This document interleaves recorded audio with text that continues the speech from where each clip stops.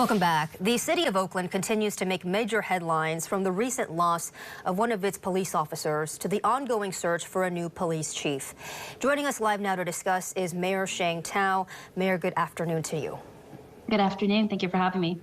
So let's get started with the loss of one of your officers, Tuan Le. A deeply touching memorial service happened just yesterday. You were there. How did that moment affect you? You know, Officer Tuan Le, he paid the ultimate price. And, a little history about Officer Tuan Le. He's an immigrant and a patriot. He took his oath of citizenship on 9/11. He went to Oakland High, was a graduate of Oakland High, became a police officer during the global pandemic. He hustled and worked hard at the Oakland Police Department. And then he was tapped to be in a specialized units that tackle the city's most difficult challenges. And so it's always hard to lose a loved one and a family member. And I consider all city employees my family member. And it's been really tough on the Oakland Police Department, but I do want to thank the Oakland Police Association for really stepping up to host a memorial so that the community at large, we had people from different states come in, law enforcement from everywhere in the nation join us as well, too, as we said goodbye to our fallen officer who died in the line of duty. Absolutely, and our hearts do go out to all those affected by this tragedy.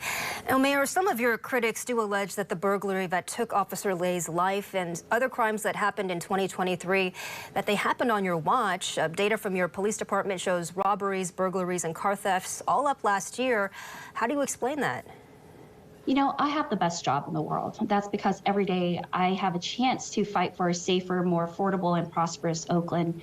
And I ask all Oaklanders to help me achieve that vision with hope and with collaboration, and really push aside division and fear.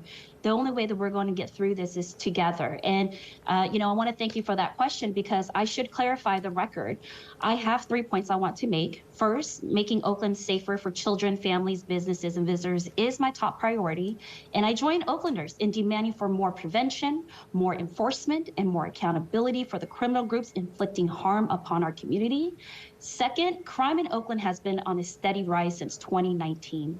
A full 3 years before I took office. And it is dishonest for anyone to state that crime started rising under my watch only.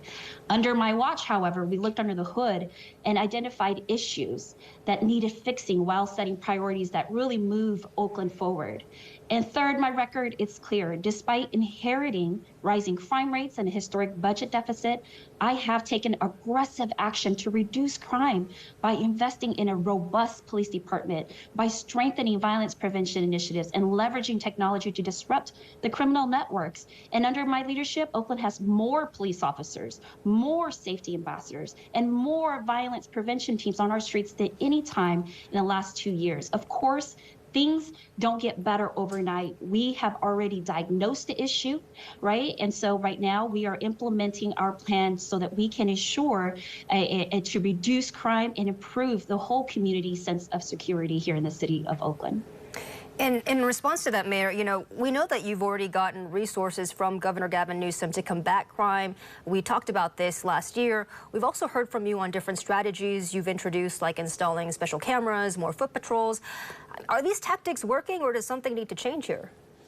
We are cautiously optimistic. We are in the implementing phase. And so, the cameras, all of the cameras will be up and running soon, but they're not all up and running quite yet. Obviously, there's more to be done, like, implementing a centralized command station for a regional approach. But for example, we are seeing, like in Chinatown, Uptown, and Jack London Square areas, for example, we have experienced 42% decrease in robberies, 32% decrease in auto burglaries and bipping, 38% decrease in theft, and 13% decrease in commercial burglaries. These are all things that once we started implementing the strategy in about September, we saw a decrease from where we were at. And so we are going to remain vigilant, and we will continue to do what we can to ensure a downward trend continues in regards to our crimes, our property crimes. Other cities also are working together, and we're in communication because, again, we have to adapt to this new kind of of crime wave.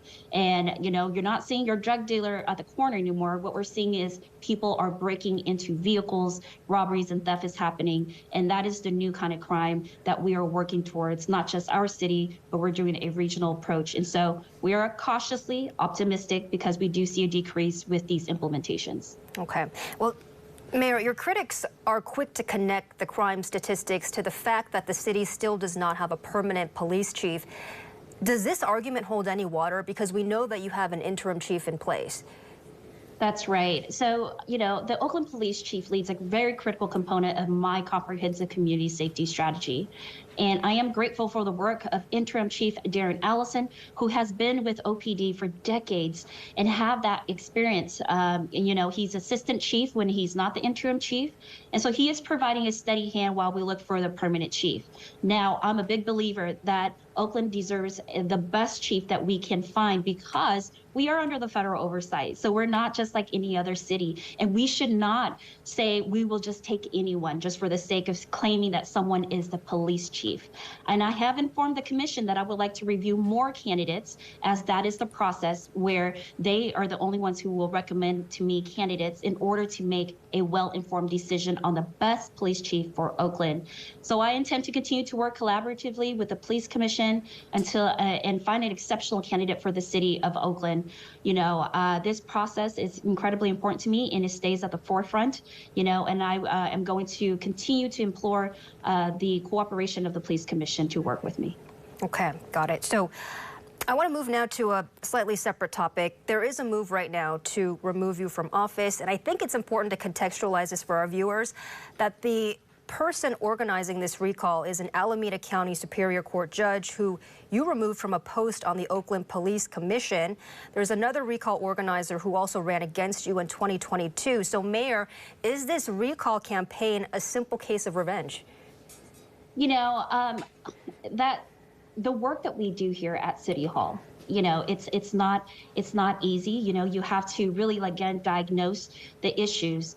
And, I would say yes. Actually, I think what it is that this is a recall that's being led by people who lost the election against me or who I relieved of their position because they weren't doing their jobs. You see, I lead in a very unapologetic way in the sense that if you are not doing the best for the city of Oakland, because Oakland is a city that I love, the people here are the people I love, the business here are the business I love. And if that means that I have to relieve you of your job duties so that we can find somebody who will be that more effective to do the job, I will definitely do that. And so I do think that this is a point of where it's just, the recall is just led by people who lost the election or who were relieved of their position because I relieved them. Is there any validity, though, to what they're trying to achieve with this recall campaign? Because to their point, crime numbers aren't looking good. They're not trending in a positive direction here. To what I stated earlier, I do believe that it is more productive to talk about, the important issues that are happening in the city of Oakland. And Oakland was once the national model for reducing gun violence, and how we get back to that place is what I've been working on last year in regards to the audit of ceasefire. And, Oakland once achieved 50% decrease in gun violence between 2012 and 2019. 50%. And we are completing a comprehensive review of our group and gang violence prevention program, again, ceasefire, and this will provide us a clear picture of what is and isn't working. We will identify what worked during that period and really be data-driven to make the necessary adjustments based upon the challenges we have now. Of course, coming in, seeing that the ceasefire program had not been operating at full capacity, of course, we had to hire on people to ensure, the best of the best are coming back to the city of Oakland to ensure that we're implementing this program that we know works. Across the nation, we're seeing that it works. And we used to have it working really at high level here in the city of Oakland, and we're going to get back to that. Everything takes time. That was our first year of assessing and diagnosing. And now, again, we are in the implementation phase of making sure that we're cutting out, for a lack of a better term, the cancer that's in the city, and really putting back together parts that actually worked and that we are data-driven and data-informed.